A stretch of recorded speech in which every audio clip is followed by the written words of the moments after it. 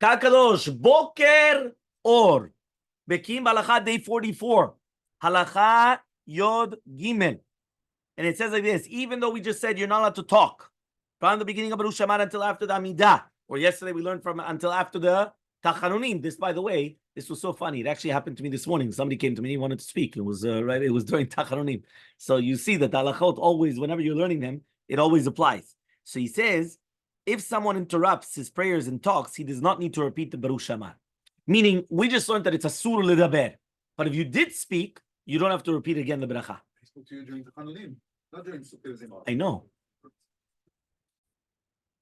So says the Gemara, it says halacha. In fact, even if he spoke immediately after Baruch Sheamar and before saying any psukim, he does not have to repeat it. Why? Because if you remember, we already said that the Baruch Sheamar is in itself considered a praise. So if you already started the psukim, meaning it's not that the Baruch Sheamar is just like a bracha, and then now you have to eat. You understand? You make a bracha, now eat. No, it's even part of it. In contrast, if someone recites the bracha before performing a mitzvah and then he speaks before doing the mitzvah, he has to repeat the bracha.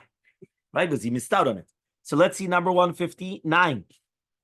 The Mishnah Berurah suggested that if someone interrupts with conversation or even one word immediately after Baruch Sheamar and before reciting Mitzvah, he might be required to repeat the blessing. So Mishnah Berurah says maybe he might need to repeat it again.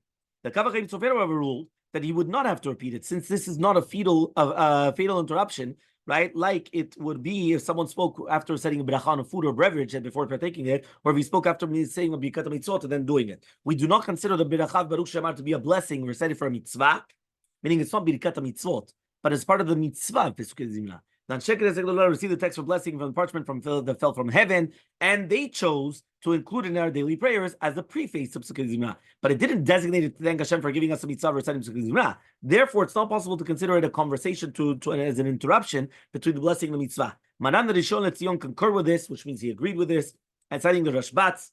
And he comes and he says, who taught the interrupting conversation between the blessing Baruch Sheamar and Pesukei Zimna is equal to interrupting between two different passages of Pesukei Zimna, and it's not considered an interruption between a blessing for a mitzvah and the act of performing mitzvah. It's like the position of Bet Yosef, since he ruled that it's permissible to answer Amen right after the Baruch Sheamar, as explained in Halacha 10.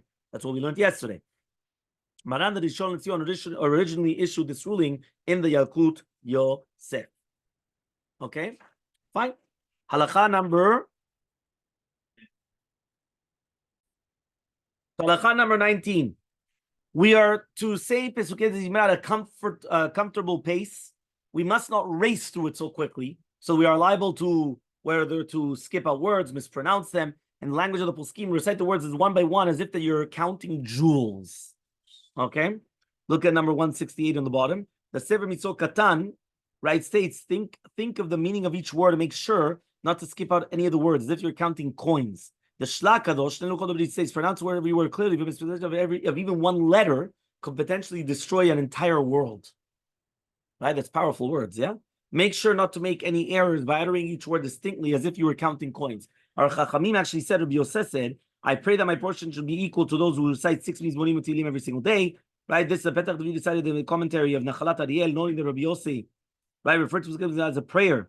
Although it does not include any requests, this is because we are expected to recite it with great concentration on the meaning of each verse so that we acknowledge the wonders of the Hashem's creation.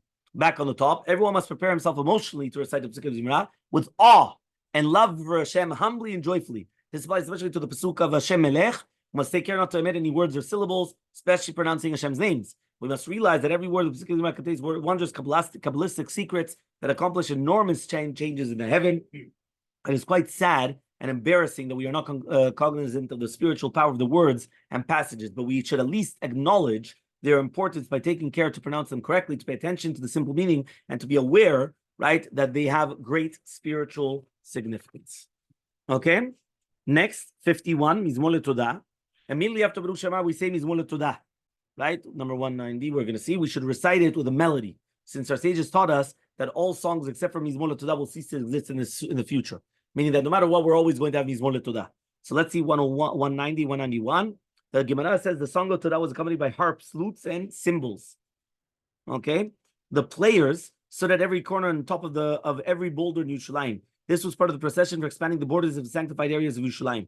Rabbi Daham stated that our sages instituted the practice of reciting Mizmor Letoda to correspond to the creation of light on the first day. Light is the foremost commodity in our lives. As the pasuk says, "Ve'al mi lo yakum orehu," right? Upon whom does the light not shine?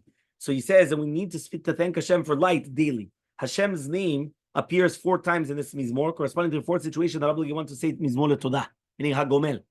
So it says Hashem's name 4 times to show you, right, the 4 different people that are going after being released from prison, recovering from illness, traveling over bodies of water, and in the wilderness. The Kava Yashar says that Chachamim needs to do the practice of saying Mizmor Letoda daily because we have to thank Hashem and praise Hashem for the miracles, wonders He performs to able to survive the trials of this exile. By saying this Mizmor, we acknowledge that we ought to bring a Korban Todah for these miracles, although we are not aware that they have taken place, meaning so many miracles in Adam Makir Beniso, so many miracles happen we don't even recognize them. Therefore, one should have in mind while reciting it that it should be accepted in heaven as a Korban Todah. The Od Yosef Chai, right, and that's Ben Ish Chai, and the Kavach Sofer explain that Chachamim possession Mizmor Todah after the first Mizmor, we recite after Baruch Sheamar for the very fact that it emphasizes our obligation to thank Hashem constantly.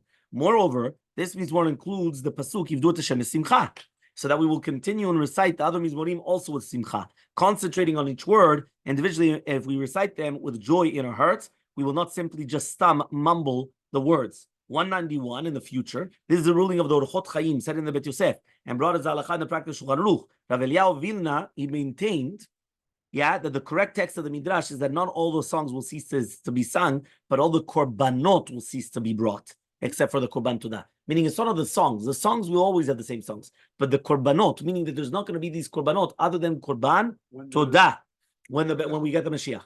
The Orchot Sion Musafi noted that according to the Bet Yosef's interpretation, this does not mean that no one will be able to bring any korbanot.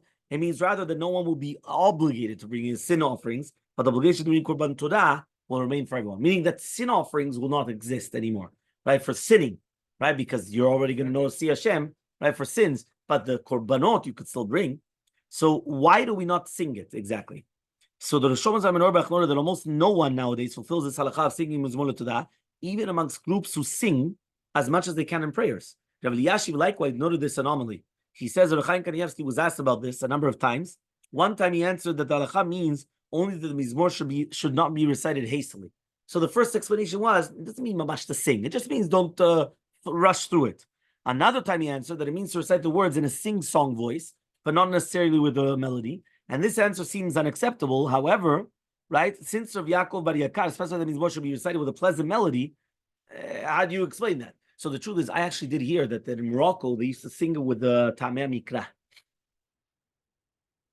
Like Mizmor Letoda, Hariu Ladonai, Kol Haaretz Yiddu Adonai, Besicha Bo Levadeu, Ki Adonai Hu Elohim, V'asanu Lo Anachnu Amo Tzom Leto Bo She'arav Betoda, Haserotav Bitila, Hodu Lo Baruch Ki Tov Adonai Le'olam Chasto, V'ador V'ador Emunato. And then they continue, Yichvod, right? It was like it was sung with the tamim, right? Right, but we don't say Mizmor Letoda on Shabbat, right? But I'm saying the concept, you understand? But it's there, right? Yeah. No, well, the truth is on Friday night. Yeah. Well, we do it. Strange to read that the answer from Halpers, Afghanistan itself is unacceptable. The Piskei Teshuvot stated that although we do not sing this Mizmor, we should recite it slowly and joyfully, more than the rest of the Piskei Zimra. Actually, the Chesed Alafim preceded the poskim regarding this matter, stating that no one fulfills the halakha because they do not know what it is. But once it is known, people ought to fulfill it.